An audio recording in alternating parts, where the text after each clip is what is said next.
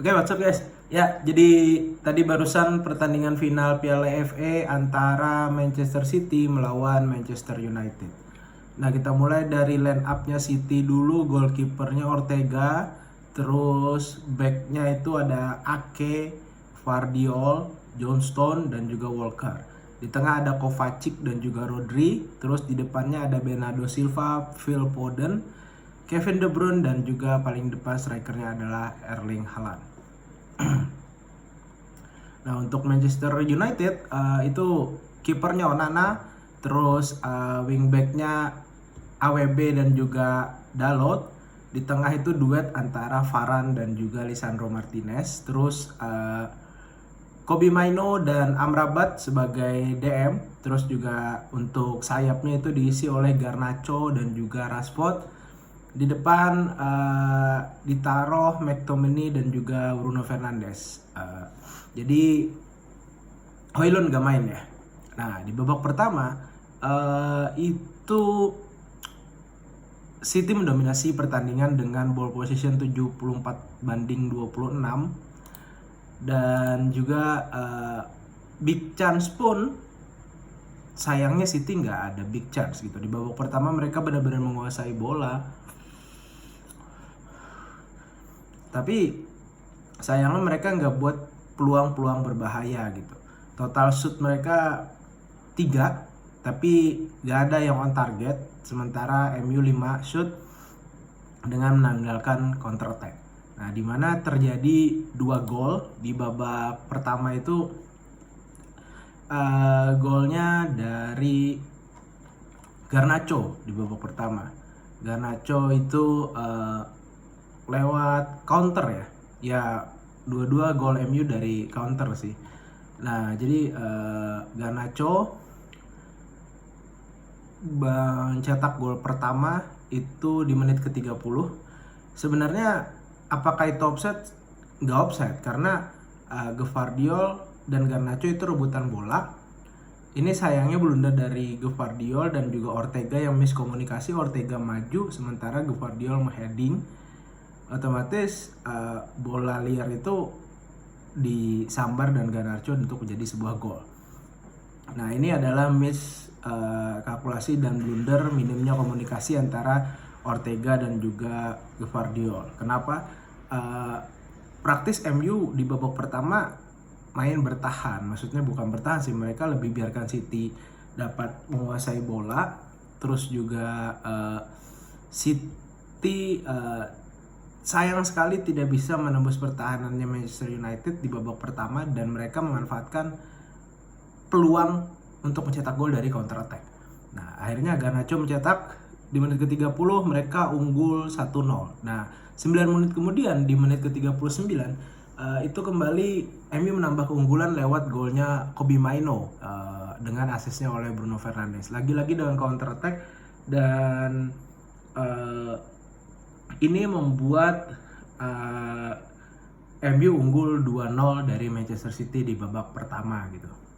Dan praktis di babak pertama ya MU lebih ngandelin counter attack, sementara City lebih memegang bola. Sayangnya terjadi miss dalam segi pertahanan, mereka kurang antisipasi counter attack dari MU.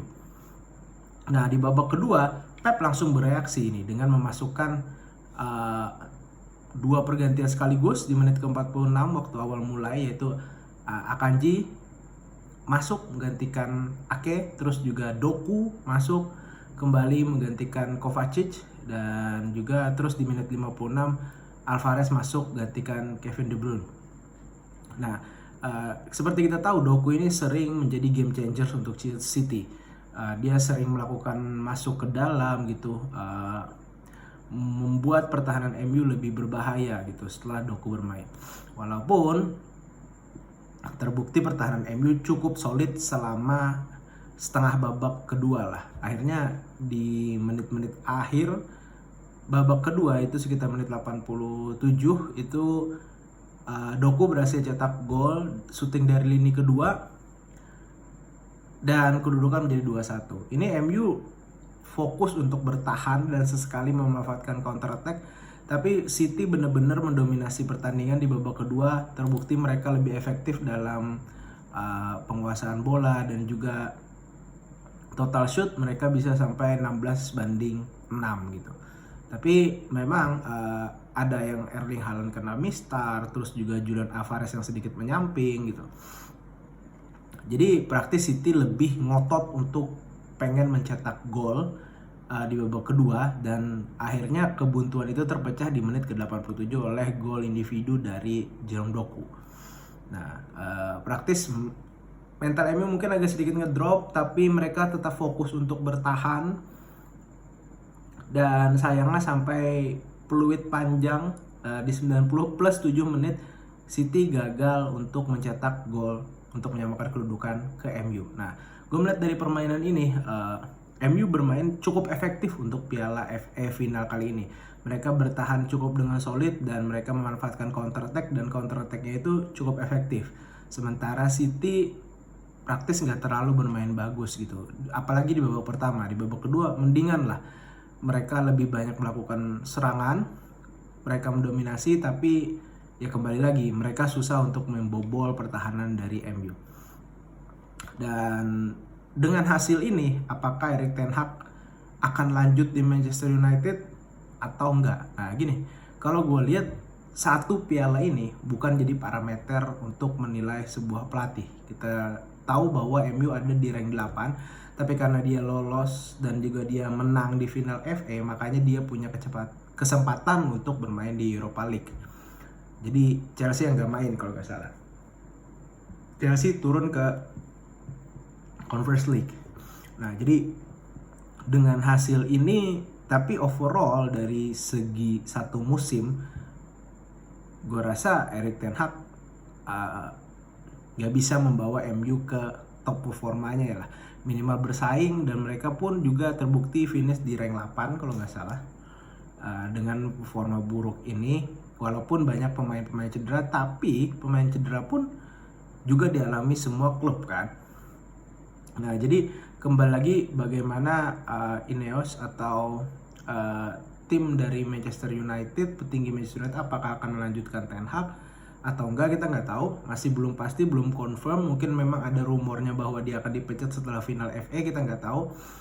Tapi kembali lagi, MU musim depan atau MU ke depannya, mereka akan berfokus kepada pembinaan usia muda.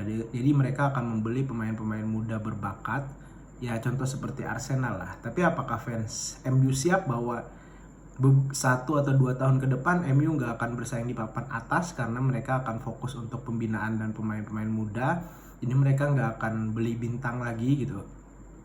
Dan ini kita nggak tahu apakah Erik ten Hag akan dipertahankan, dan mungkin beberapa pemain dari Manchester United akan dibuang untuk balance sheet-nya dari mereka kan. Dan juga pemain-pemain ini pun seperti Varane mungkin akan cabut, Casemiro mungkin akan cabut juga gitu. Ya kita nggak tahu musim depan apakah MU akan bisa bersaing, ataukah dengan pembelian pemain baru yang pengen mereka buat untuk develop pemain-pemain muda gitu, yang mereka nggak beli bintang lagi. Dan apakah akan cocok dengan ten Hag, kita nggak tahu. Dan apakah ten Hag akan dipertahankan, kita masih belum tahu karena belum confirm. Tapi untuk menurut gue overall musim ini ten Hag jelek sih musim ini. Jadi terlepas dari dia juara Piala FA, tapi ini menarik karena Piala FA dimenangkan juaranya MU, terus juga Carabao Cup Liverpool, dan Premier League itu City gitu. Jadi tidak ada satu tim yang mendominasi semua piala ini. Ya, mungkin untuk kali ini MU bermain bagus sih. Solid bertahan dan juga cukup efektif. Tapi City lebih menguasai, City lebih ngotot untuk menyerang. Sayangnya mereka cuma bisa cetak 1 gol, dan akhirnya City gagal untuk juara Piala FA. Oke lah, jadi kita tunggu aja gimana ke depannya Erik ten Hag, apakah bakal stay atau akan dipecat, dan bagaimana transfer mereka untuk musim depan. Oke, see you di video selanjutnya.